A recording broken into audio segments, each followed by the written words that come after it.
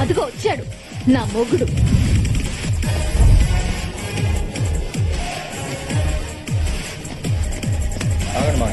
రేయ్, ముహూర్తానికి అందరూ అందుకున్నారు. గ్రూప్ ఫోటోకి కరెక్ట్ గా ఉన్నారు. గ్రూప్ ఫోటో కాదు గానీ నీ సోలో ఫోటోకి ఫ్రేమ్ రెడీ చేసుకోరా, గంటలో దండ పడద్ది. ఆహా, వీడికి గంట కూడా వేస్ట్. వాడంతా మగాడా?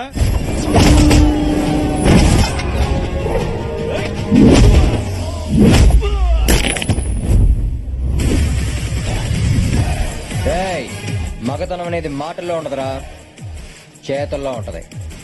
రా.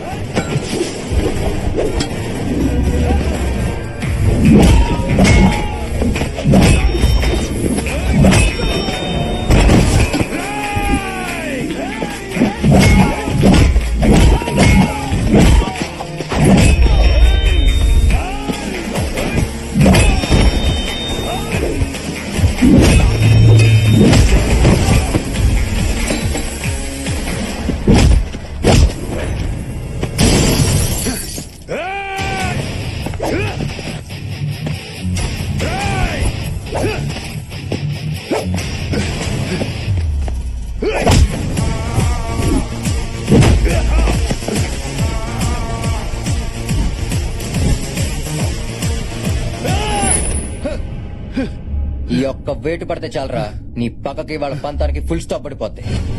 రేయ్, పగంటే ఎదుటి వాటిని చంపటం కాదురా, నీ సంతోషాన్ని నువ్వే చంపుకోవటం. అది తెలుసుకుని హ్యాపీగా బతుకు. పో.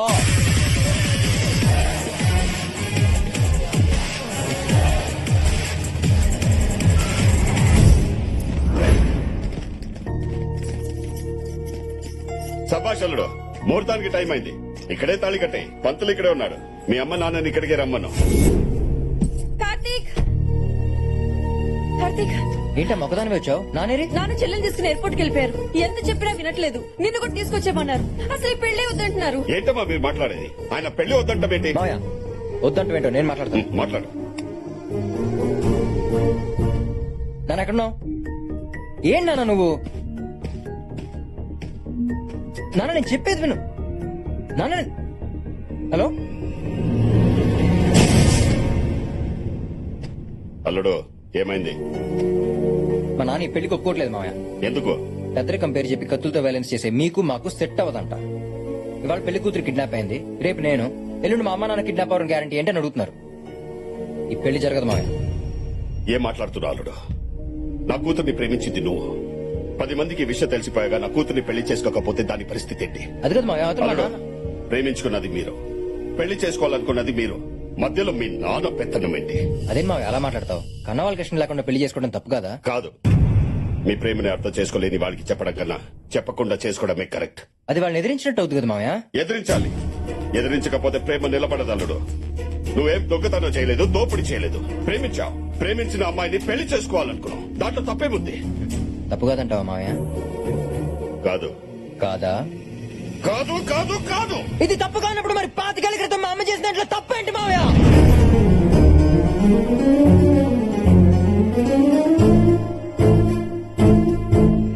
మీ అమ్మ. అమ్మా,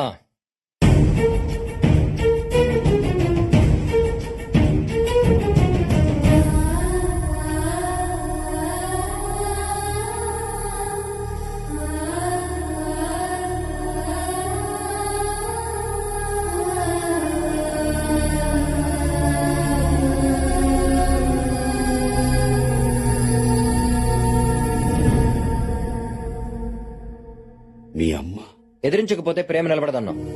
అర్థం చేసుకున్న వాళ్ళకి చెప్పడం కన్నా చెప్పకుండా చేసుకోవడమే కరెక్ట్ అన్నావు. కానీ అమ్మ మీద ఎందుకు మామయ్య పగ పెంచేసుకున్నావు? అరే అసలు నేనెవరో కూడా తెలియకుండా నీ కూతురికి నేనే కరెక్ట్ నువ్వు ఫిక్స్ అవడంలో తప్పలేనప్పుడు ఒక మనిషిని చూసి అర్థం చేసుకుని తనే నాకు కరెక్ట్ అని మా అమ్మ ప్రేమించడంలో తప్పే ఉంది మామయ్య.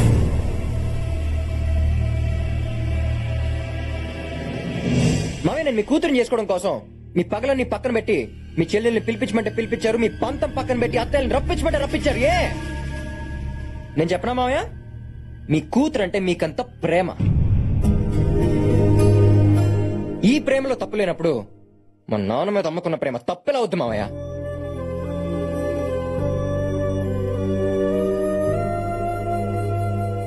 మామయ్య మనకు నచ్చింది ప్రతిదీ కరెక్ట్ కాదు, నచ్చింది ప్రతిదీ తప్పు కాదు. ఈ చిన్న లాజిక్ మీకు అర్థమై ఉంటే మన కుటుంబం ఇలాగ మొక్కలయ్యేది కాదు.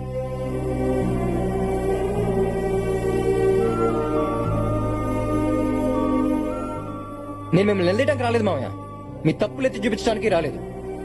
కానీ 25 ఏళ్లుగా ప్రేమిస్తున్న నాన్న పక్కనే ఉన్నా, కనీ పెంచిన నేనున్నా తన ఆనందం పంచుకోవడానికి నా వాళ్ళు పక్కన లేరనే గుండెకోత మా అమ్మకి ఇంకా ఉండకూడదని వచ్చాను. ఆడపిల్లకి అమ్మ నాన్న కాదు మామయ్య, అన్న ఏ బలం, ఆ బలం మళ్ళీ మా అమ్మకి ఇవ్వాలని వచ్చాను. ఒక్కటి గుర్తుపెట్టుకో మామయ్య, నేను తనని ప్రేమించాను అంటే నా వాళ్ళని ద్వేషిస్తున్నానని కాదు. నేను తనని పెళ్లి చేసుకోవాలనుకుంటున్నానంటే నా వాళ్ళకి దూరం అవ్వాలనుకుంటున్నానని కాదు. ప్రేమించడం అంటేనే దగ్గర అవ్వాలనుకోవడం మామయ్య. ఇది మీకు అర్థమై ఉంటే ఈ పాటికి మనల్ని పిల్లా పాపలతో నిత్యం పండగతో నిండిపోయి.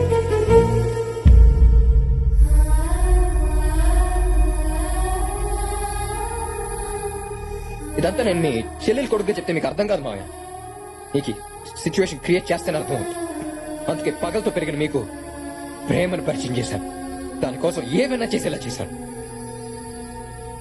చిన్న రిక్వెస్ట్ మావయ్య, ఇన్నాళ్ళు పగను గెలిపించారు, ఈ ఒక్కసారి ప్రేమను గెలిపించారు మావయ్య ప్లీజ్.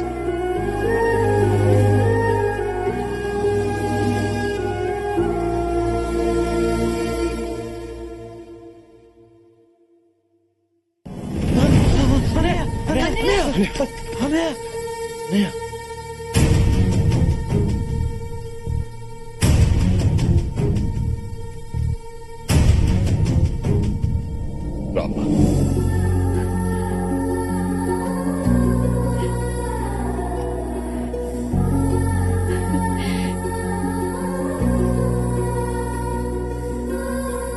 అన్నయ్య,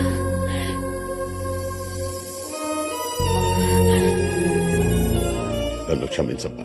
అయ్యో ఇన్ని రోజులు ఈ ఇల్లు ఇలా అయిపోవడానికి కారణం నువ్వు అనుకున్నాను. నేను నాకు తెలియలేదమ్మా. నువ్వు క్షమించమని అడగాల్సింది నన్ను కాదన్నయ్య, ఆయన్ని. ఆయన లేకపోతే మన కుటుంబం పరువు 25 ఏళ్ల ముందే పోయేది. ఇప్పుడు అవన్నీ ఎందుకమ్మా? ఇప్పుడు చెప్పకపోతే ఇంకెప్పుడు చెప్పలేను. నన్ను చెప్పనివ్వండి. మీరు నా పెళ్లి ఫిక్స్ చేసే టైంకి నా కడుపులో వీడు పెరుగుతున్నాడు. మీకు చెప్పాలంటే భయం, ఆయనకి చెప్పకపోతే మోసం. అందుకని ఆయనకి చెప్పేశాను. అర్థం చేసుకుని పెళ్లి చేసి పంపించారు. ఈ విషయం బయటపడితే నలుగురిలో స్నేహితుడి పరువు పోతుందని ఆలోచించారు గాని ఈ పెళ్లి తనే చేశారని తెలిస్తే తన చెల్లెల పరిస్థితి ఏంటని ఆలోచించలేదన్నయ్య. ఆయనన్నయ్య గొప్ప స్నేహితుడు.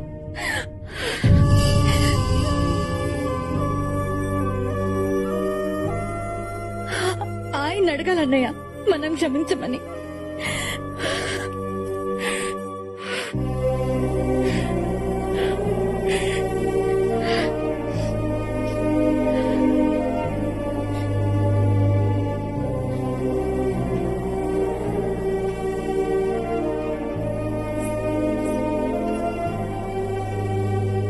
ఏంట్రా, ఫ్రెండ్వే కదా,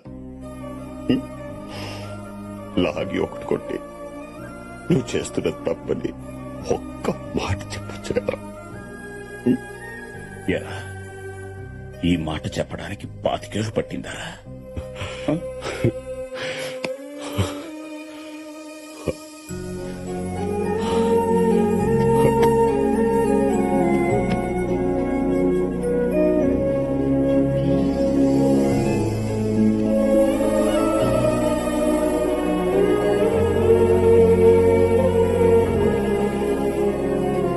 రా బావా, నా చెల్లి విషయంలో తప్పు చేశాను, నా కూతురు విషయంలో చేయను.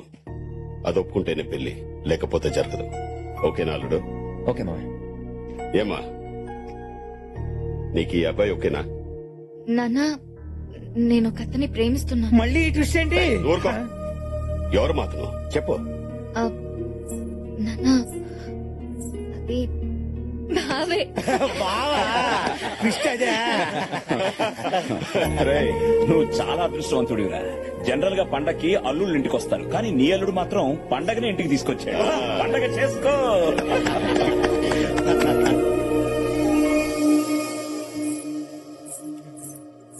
వచ్చావా? పాలు పక్కన పెట్టి దా. ఈ టైంలో ఎవరు phone? Sweety. Hello. I'm sorry Karthik, అనుకోని పరిస్థితుల్లో నేను వేరే అతన్ని పెళ్లి చేసుకోవాల్సి వచ్చింది. ఎంత పని చేసావు స్వీటీ? నువ్వు నా కోసం వెయిట్ చేస్తుంటావని తెలుసు, but I'm really sorry. It's okay, bye. అవును, స్వీటీ వేరే వాడిని పెళ్లి చేసుకుంటే మరి వీకెండ్ వెంకట్రావు ఏమైనట్టు? Hello, hey mister, I'm in London in a meeting. I'll catch you later. I saw you. Then right.